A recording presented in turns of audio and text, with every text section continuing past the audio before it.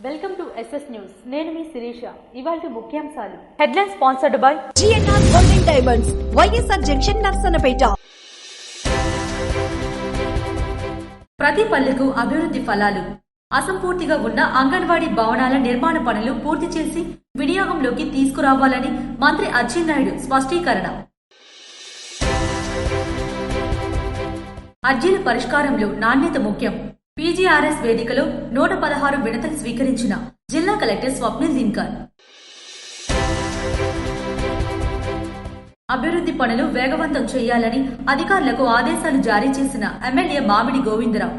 అధికారులతో సమీక్షా సమావేశం నిర్వహించిన ఎమ్మెల్యే. అభివృద్ధి చూసి ఓర్వలేకే కోతలు.